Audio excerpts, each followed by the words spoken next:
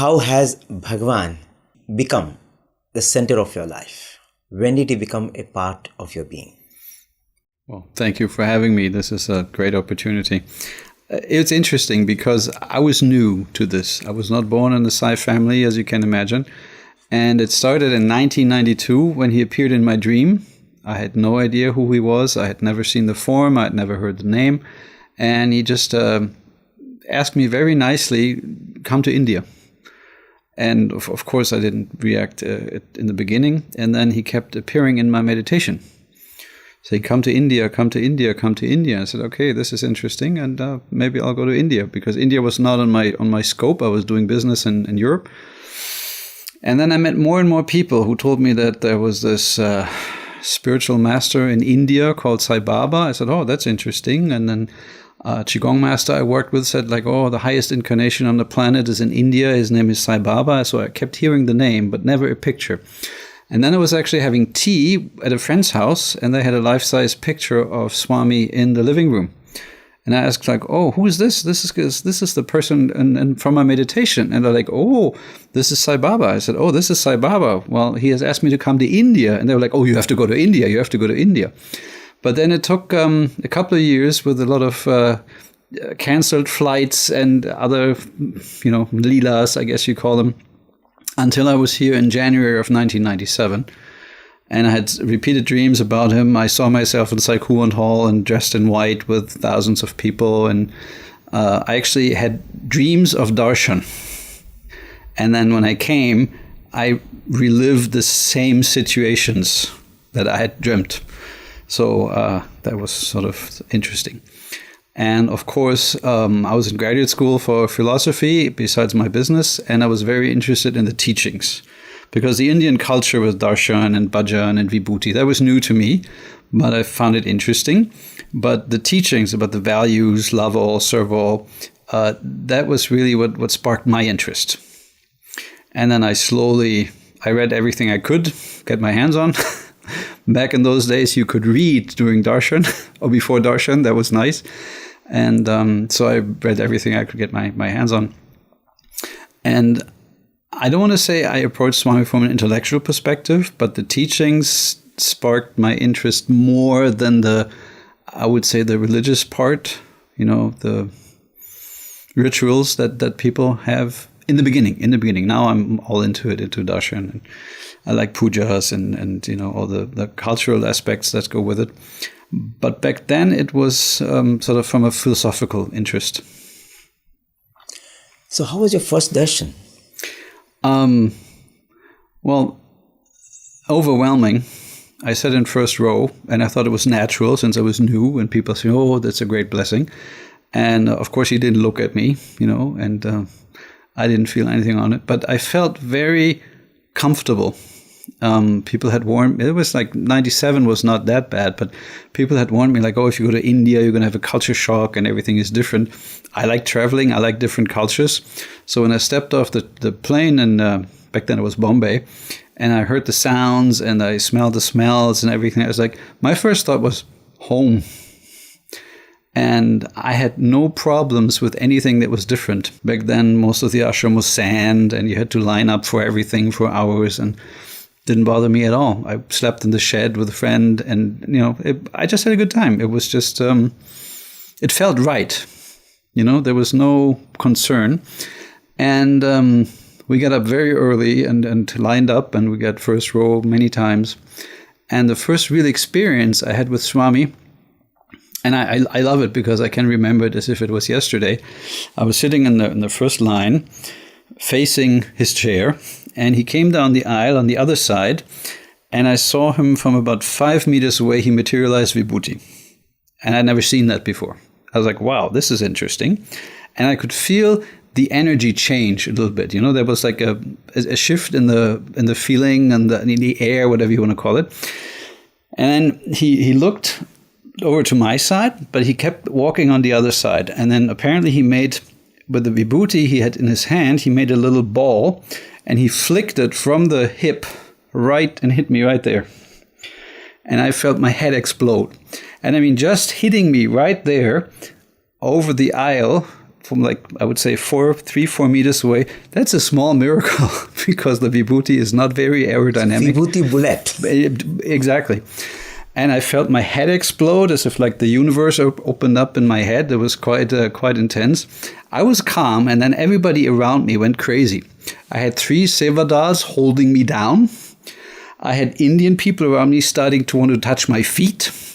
I had 2 foreigners, I don't know from which country, looking for the vibhuti. And I was like, what on earth is going on here? And I was just sitting there enjoying this like supernova, I call it, in my brain. And everybody around me was crazy. And then as Swami was on the same level with me, he looked at me, he smiled like, and he actually winked. I'll never forget that. He winked his left eye, I guess. And that was my first big experience. And I felt touched, but I couldn't put it in words. I just knew something just changed, something happened. And then I got a couple of days of break, of sitting in the back, not in first row. And that was quite interesting. And I'm sure whatever I needed on that trip, because I had so many dreams, and I went into Mandir for meditation, and I had so many, I don't know, visions, dreams, feelings, experiences. So I was fine.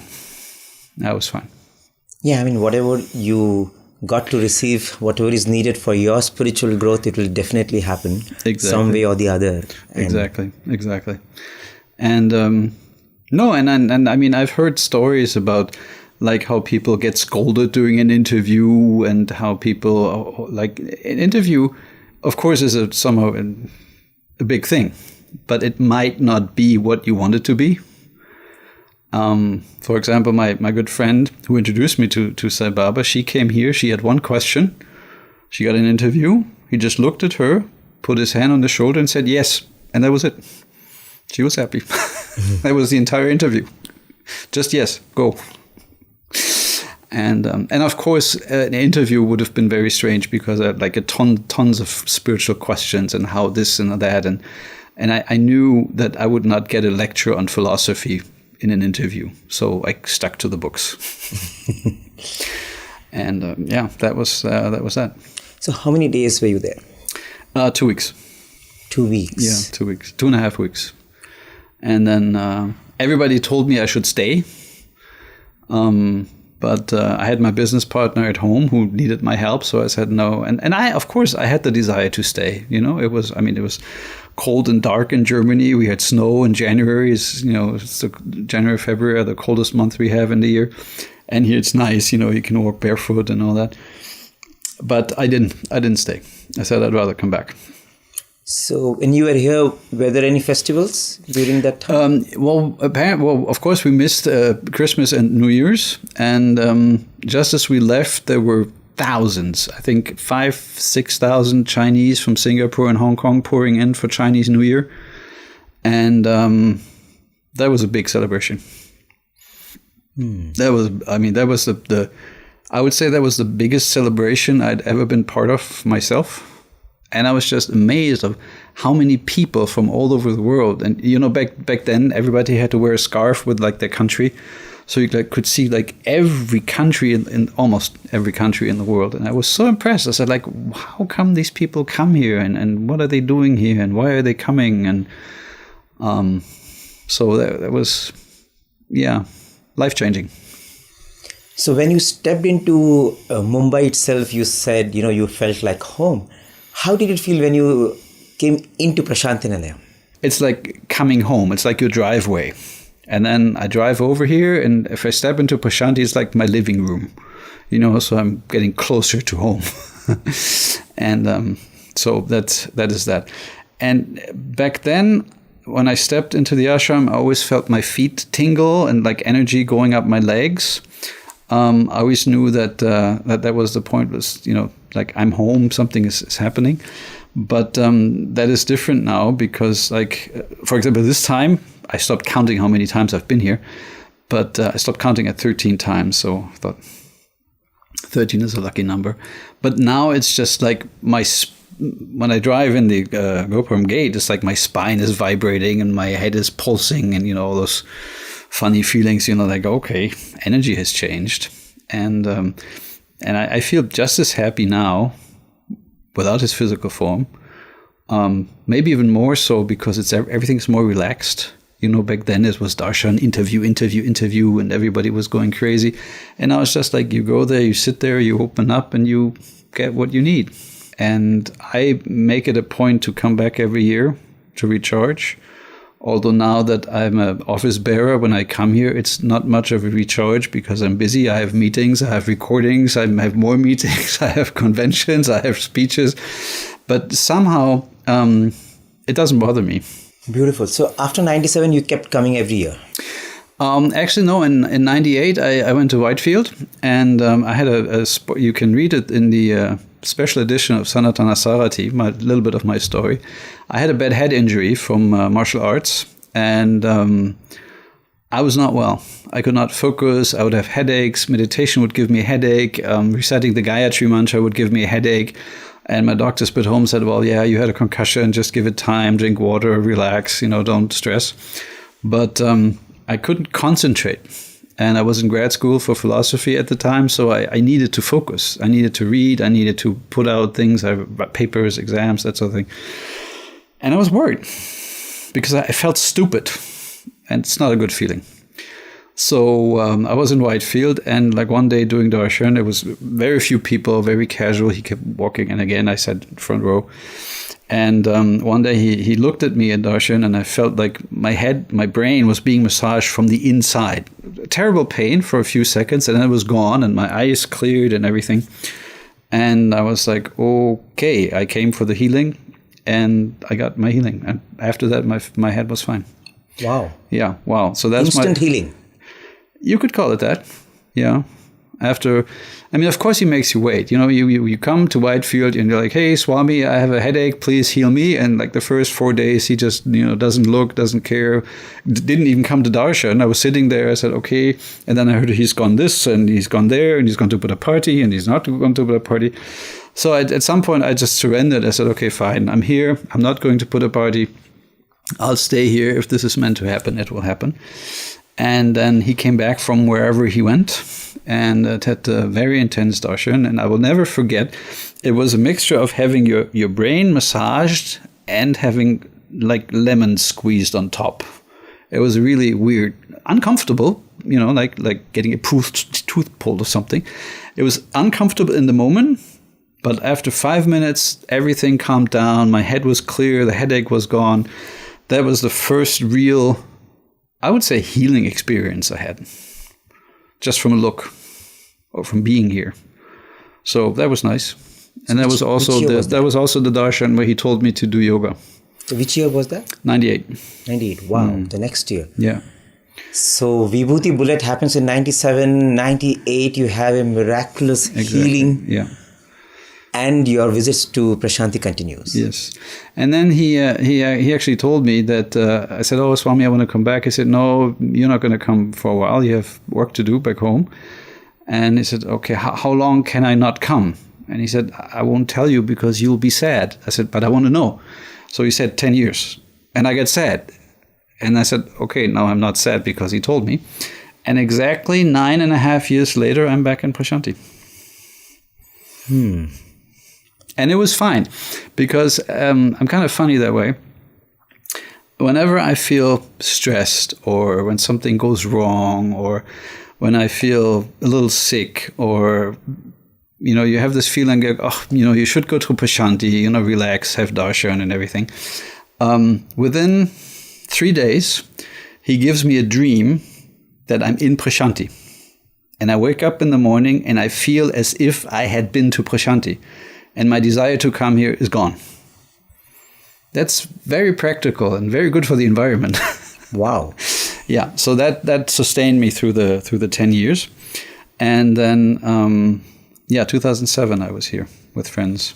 So because you could not come to Prasanthi, he took Prasanthi to you all those 10 years. Well, we met in the dream space or whatever you call it. Wow. Yeah, so that was quite interesting. And also, I had some family trouble. My mother was very sick, and he appeared in a dream once, and he said, "Bring me your mother." And I said, my mother has dementia. There's no way I can take her to Prasanthi. So I tortured my brain. I said, okay, how do I can get so? And I even in my Sai center in Hamburg, I asked two Sai sisters, one of them a nurse. I said, if I pay for your trip, would you be willing to? Because as a man, I can't not take my mother on the ladies' side and everything. So I was like, that was my last straw. I said, if I pay for your trip, will you take care of my mother on the ladies' side? And they said, no, sorry. So I couldn't bring my mother. And then she died. And I was like, okay, Swami, sorry, I couldn't fulfill your request. And then I had this flash in my meditation. I took the blanket in which my mother had died, brought it to Prasanthi, burned it with a puja on the Chitravati banks. And then he appeared in my dream and said, your mother is here, all's good. And I cried. And he played a game on me because now she's gone. But for a couple of years, when I walked by the elderly sheds on the, like, I don't know what that's called, but you know what I'm talking about, right? There was always one lady sitting there, very nice lady, who looked exactly like my mother, but with dark skin. I mean, you know, dark hair. My mother had blonde hair, but the face, the nose, I was just speechless. Several times, like 5-6 times on every trip, the lady would sit there. And of course, I wouldn't talk to her. I would just say Sai Ram, and she would smile at me, say Sai Ram, and that's it. And now she's gone. But for a couple of trips, it was unbelievable. But I mean, like a mirror image of my mother, just dark skin. So I guess that was the confirmation that she is here in some form. Wow. Yeah. So he has his own ways of giving you solace and giving you confirmations. Absolutely. Yeah. And all this, of course, builds a very strong rapport in who he is, what he says, what he does. So it's very easy. And I'm sure there's a lot of personal experiences that a lot of people have that helps you to engage in him and say, okay, this is something, this is worth, this is not normal, this doesn't happen every day. So there's some value in this, some interest, you know, you can trust him, you can believe in him. Because to tell you the truth, as a German, as a Christian, this whole idea of having him being God incarnate, that's a tough pill to swallow for Christians. But after some time, I said, yeah, why not? You know, because, I mean, Jesus is the Son of God, not God himself. So why wouldn't God? I mean, if the Son of God, prophets, whatever you want to call them, several religions have them. So messengers, you know, depending on your definition, why wouldn't God incarnate? I mean, he can do whatever he wants, right? So that was very interesting. And also the part about that they respect all the religions and they focus on the unity and they celebrate all the different religious festivities, I found very attractive. And if you, like, my favorite saying from Swami is love all, serve all, because I think that encapsulates everything. It's very simple. Everybody can follow. And for Christianity, it's very fitting, because essentially that would sum up the teaching of Jesus the same way. But that was that. But I remember 2010 Christmas was amazing because we had the Christmas choir. And if I remember correctly, we had 800 people from about 150 countries. There were people from places that weren't even countries. They like had a security pass of some kind because they had no passports. And we were singing and all kinds of Christmas carols. And I thought to myself, like, if 800 people from all over the world, even from non-Christian countries, I mean Indians, but also Muslims and Buddhists from Thailand and all over the place, come together to sing Christmas carols and to celebrate Christmas, which of course with Jesus and the Advent and the good message of, you know, rejoice, and come together to sing Christmas carols in Prasanthi, we have a chance as humanity. I think so. Because you really see that there is one religion, one caste, one humanity, if you let it happen.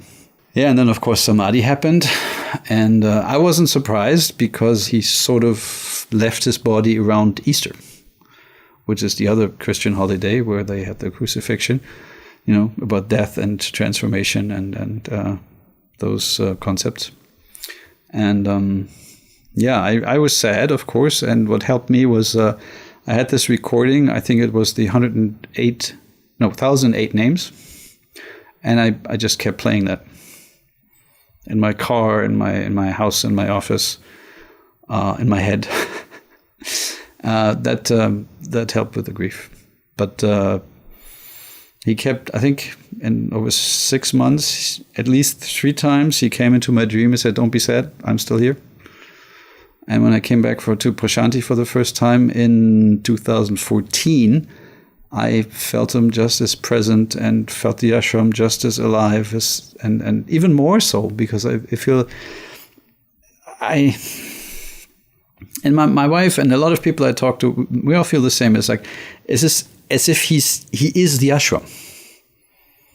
It's kind of funny, but it's like he's all over. He's like he's on the ground, he's in every, in the house, and we all, and a lot of people, of course, my position, I talk to a lot of people from all over Europe and all over the world, and everybody I talk to agrees that we feel that the energy in the ashram is getting stronger. For example, I was here in July for the Center Leadership Conference, and it was amazing. The conference was amazing, but the energy in the ashram. Now I'm back for the birthday, and I feel even in the 5-6 months, the vibration, the energy has somehow increased. And I know people can't have darshan and interviews in the old form, but it doesn't matter, because you come here and you get what you need. Time, space are concepts, and he's here and he can do whatever he wants, and he will do to people whatever they need. And sometimes he has a different sense of timing than we do. Sometimes he really makes you wait, and sometimes you don't get what you want. But my experience, eventually you will understand that what you got is better, equal or better than what you wanted, because he does have a different perspective on things. But you have to let go. You have to be, you can't say, okay, I want this, but I'm not letting go of that. So, either you let him do things no matter what, or you don't. And many times he let me sort of have my will, and I realized, I should have gone the other way. So it's nice, but he helps you anyway. So there's no punishment. That doesn't put you down. It's like, okay, you didn't listen to me, so I'm going to ignore you for 6 months or something, or I'm going to, have you losses in your business or something like that. It's always like, see? I was like, yes, I see. So, and this trust part is very, very essential. It takes a long time. For me, it took a long time. Some people do it quicker, but that's just who I am. But maybe if it takes longer, it grows stronger. That's how I like to think of it. And with all that experience, for me, it is easy to keep going and spread the message. And of course, Mahasamadhi took some people away from Swami in Europe. Then this other people down the road that I won't mention took some people. And I said, fine, let them go. Let them have their experience. I'm not going. And so we are fewer than before, but we're growing. And the people we do have are very nice, very devoted, and it's a pleasure working with them, not only in Europe, but all over the Global Council and the different zone chairs I know and all the people I meet here. I don't want to judge. It's not a different kind, but it's just, it feels more family-like. It's less of an organization with a structure and everything, but everybody is really nice and the people are nice with each other. So there's a different feeling about this, and I like it. Everybody's nice, and if I understand correctly, Swami repeatedly said quality is more important than quantity. For example, when I go into negotiations, well, now not so much, but back then when I was active in business, I had this intuitive idea of win-win or no deal. I would not make certain compromises. I would not sell myself to, I would not sell my values to get a contract or something like that. It was just, luckily I didn't have to, but I just had certain principles and I said no, this is what we're going to do. I always treated my people nicely. I paid them well. I respected customers.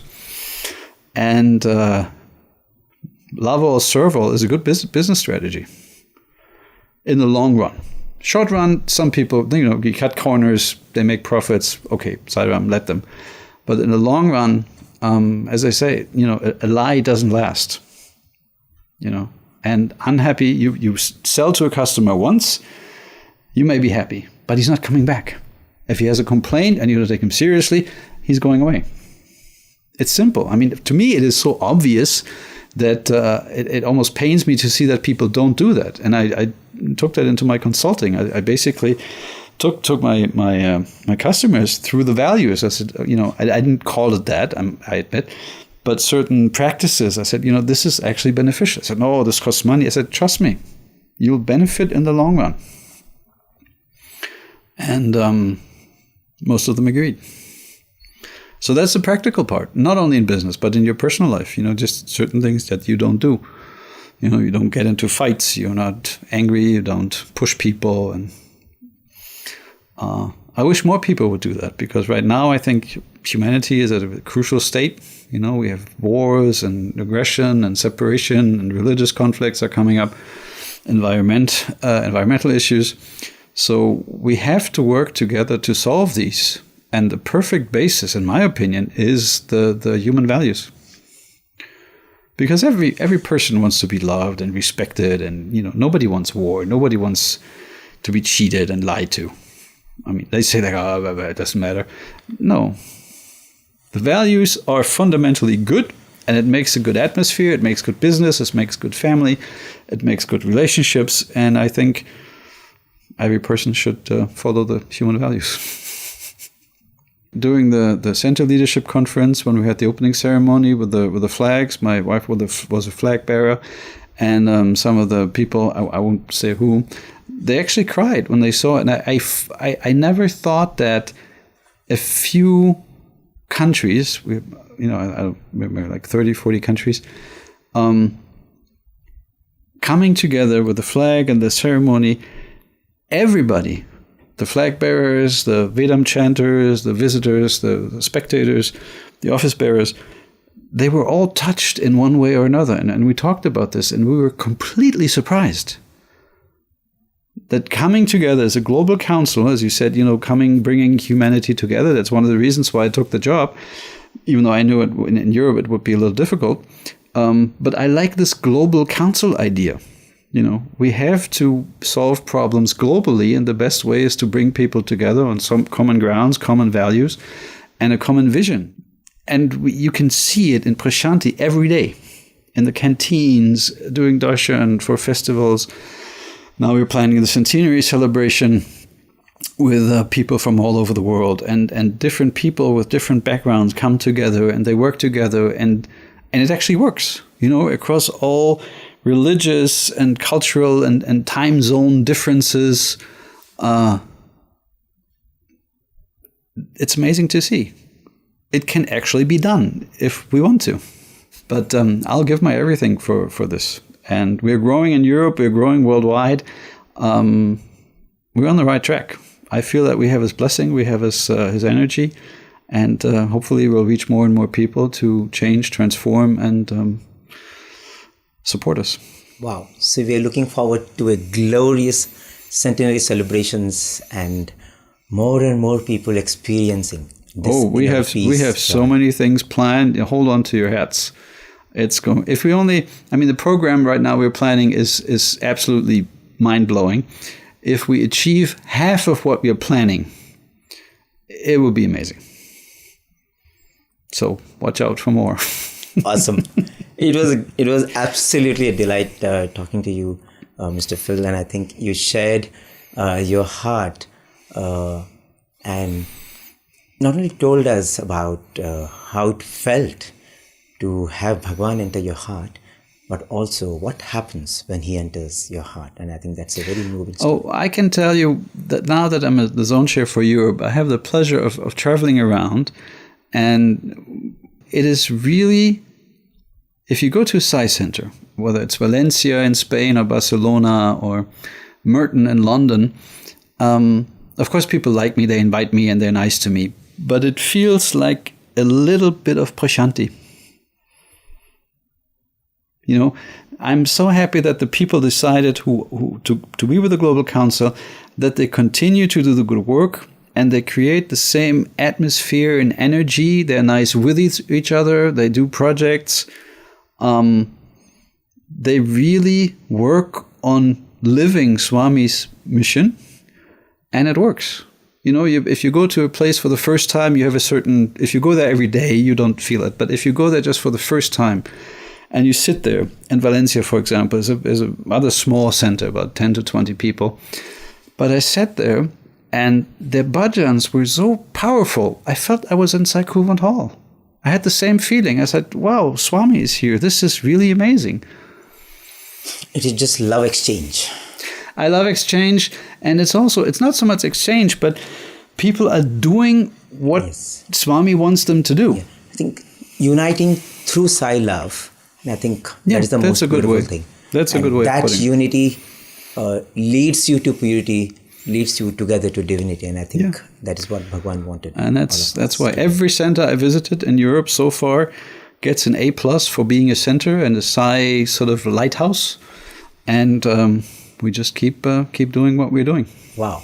Keep creating lighthouses. We will create lighthouses all over Europe. Beautiful. Thank you so much. Thank you. Yeah. Sai Ram.